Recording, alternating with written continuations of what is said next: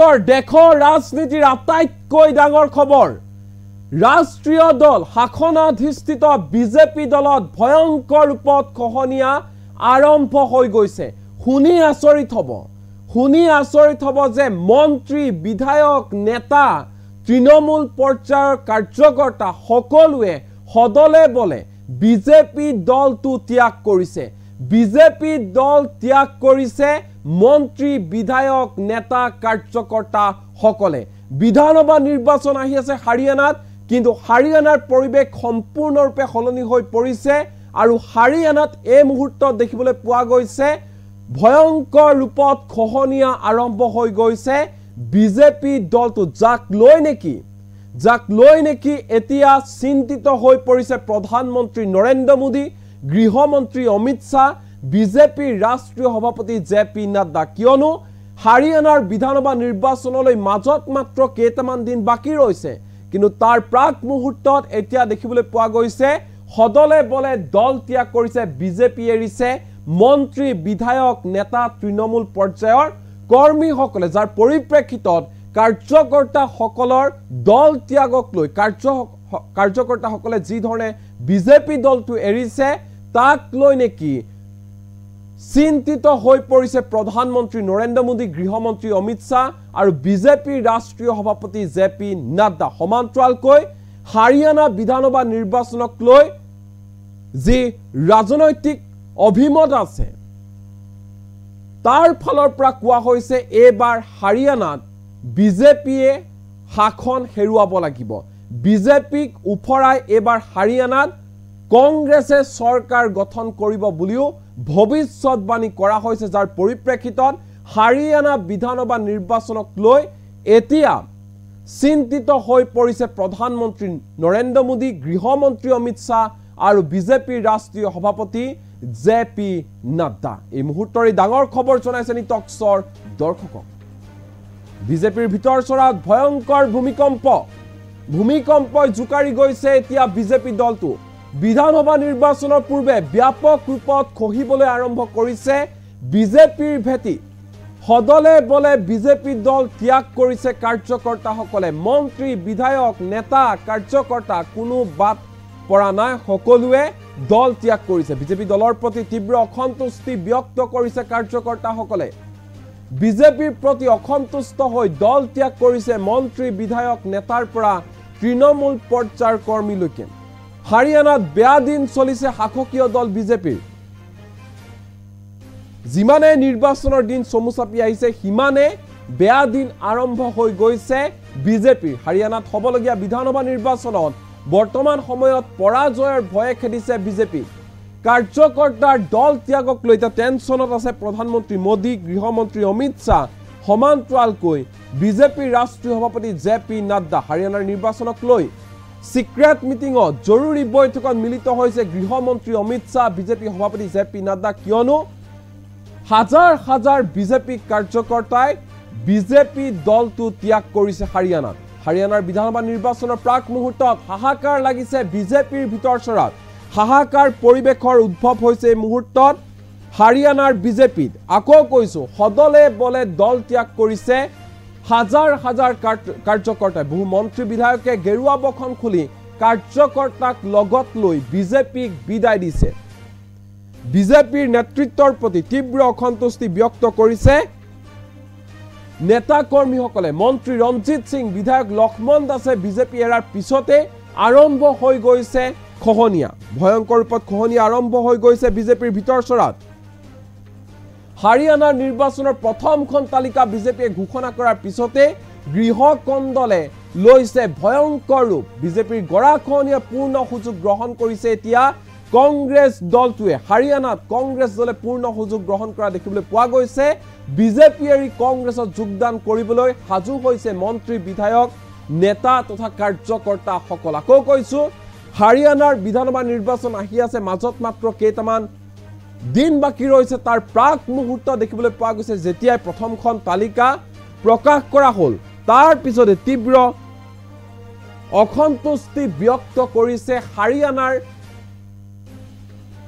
বিজেপিৰ নেতাসকলে বিশেষকৈ বৰ্তমান সময়ত যেহেতু হাৰিয়ানাত বিজেপিয়ে চৰকাৰ গঠন কৰি আছে সেই চৰকাৰৰ মন্ত্ৰী সেই চৰকাৰৰ বিধায়কে আনকি দলটো ত্যাগ কৰিছে বিজেপি দলৰ প্ৰতি তীব্ৰ অসন্তুষ্টি ব্যক্ত কৰিছে তেওঁলোকৰ ফালৰ পৰা কোৱা হৈছে পদত্যাগৰ পিছতে যে তেওঁলোকে বিজেপিৰ শীৰ্ষ নেতৃবৰ্গই সাধাৰণ কাৰ্যকৰ্তাৰ কথা নুশুনে তেওঁলোকে সাধাৰণ কাৰ্যকৰ্তাক সুযোগ দিব নিবিচাৰে বিজেপিৰ শীৰ্ষ নেতাই কেৱল মাত্ৰ বঞ্চিত কৰি আহিছে কাৰ্যকৰ্তাসকলক কেৱল মাত্ৰ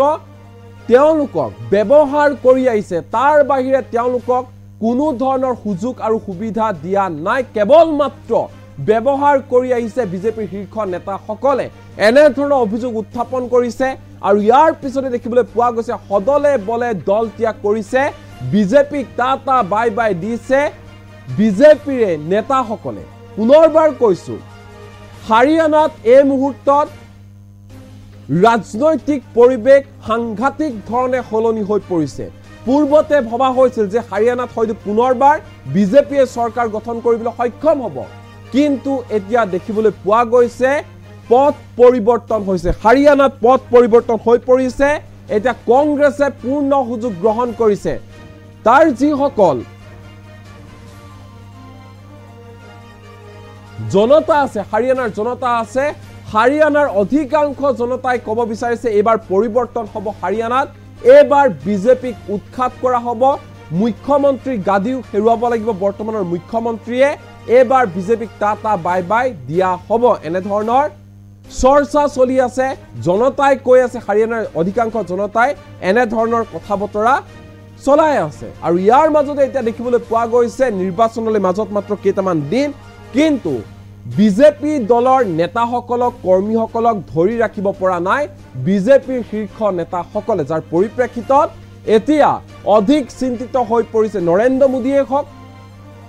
গৃহমন্ত্ৰী অমিত শ্বাহে হওক নতুবা ৰাষ্ট্ৰীয় সভাপতি জে.পি. নাড্ডাই হওক জৰুৰী বৈঠকত মিলিত হ'বলৈ বাধ্য হৈ পৰিছে অমিত শ্বাহ আৰু জে.পি. নাড্ডা কেনেধৰণে এই খহনীয়া ৰোধ কৰিব পাৰি বিজেপিৰ ভিতৰ চৰাত যি অন্তঃকন্দলে ভয়ংকৰ ৰূপ ধাৰণ কৰিছে সেই অন্তঃকন্দল কেনেধৰণে কমাব পাৰি কেনেধৰণে খহনীয়া ৰোধ কৰিব পাৰি তাক লৈ আলোচনাত মিলিত হৈছে অমিত শ্বাহ আৰু জে.পি. নাড্ডা আকৌ কৈছো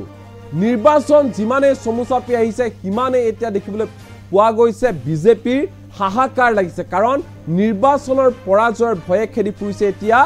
বিজেপি দলটোক আনহাতে নৰেন্দ্ৰ মোদীয়ে হওক গৃহমন্ত্ৰী অমিত শ্বাহে হওক জে.পি. নাড্ডাই হওক তেওঁলোকে কোনো কাৰণতে Haryana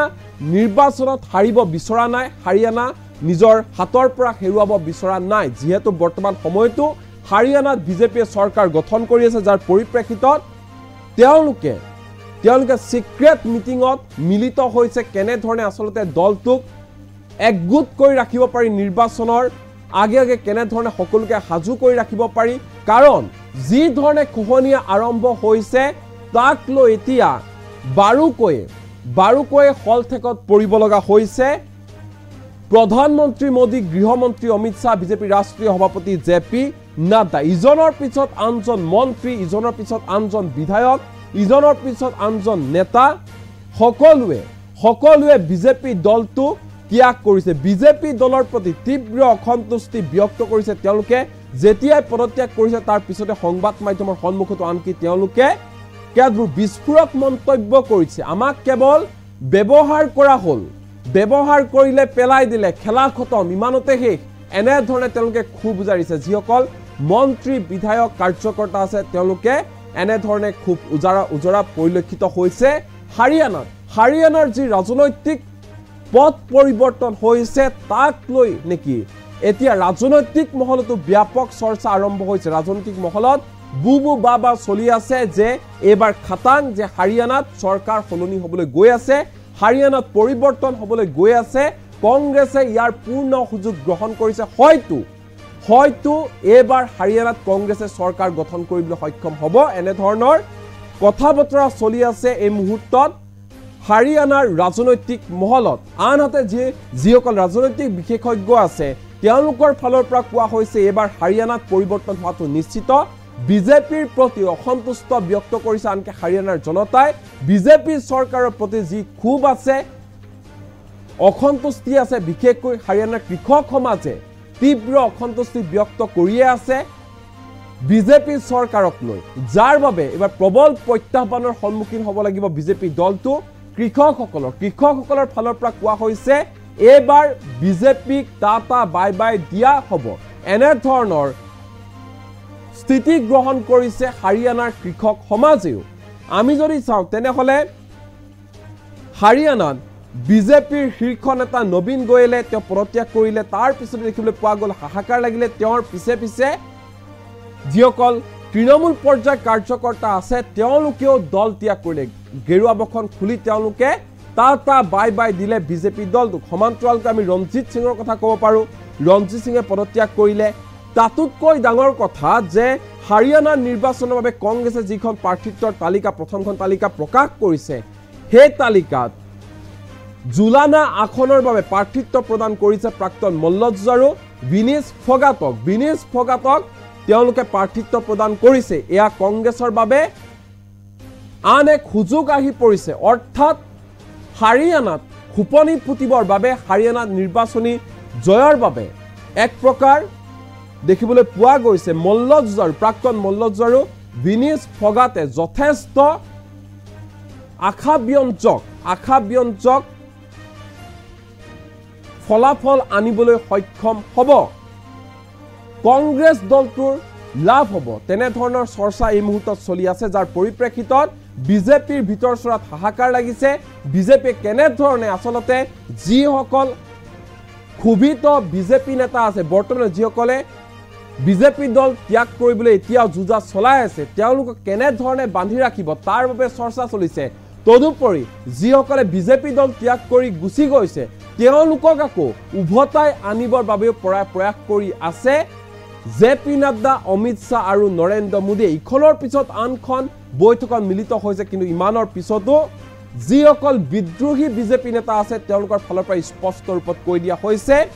BJP tata bye bye আমাক কেৱল মাত্ৰ বিজেপি ব্যৱহাৰ কৰিলে আমাক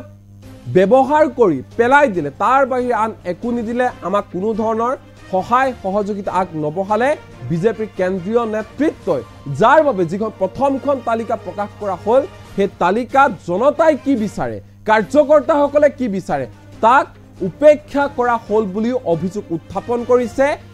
বিদ্ৰোহী নেতাসকলে আৰু এতিয়া সকলোৰে চৰ্চাৰ কেন্দ্ৰবিন্দু হৈ পৰিছে হাৰিয়ানাৰ বিধানসভা নিৰ্বাচন কাৰণ হাৰিয়ানাৰ বিধানসভা নিৰ্বাচনত যদিহে কংগ্ৰেছে হাৰিয়ানাত চৰকাৰ গঠন কৰিবলৈ সক্ষম হয় কংগ্ৰেছ জয়ী হয়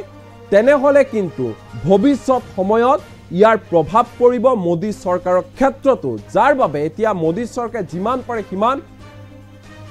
হাৰিয়ানাখন নিজৰ হাতত ৰাখিবৰ বাবে চেষ্টা কৰিছে হাৰিয়ানাৰ বিধানসভা নিৰ্বাচনক লৈ এতিয়া টেনচনত পৰিব লগা হৈছে মোদী শ্বাহ আৰু নাড্ডা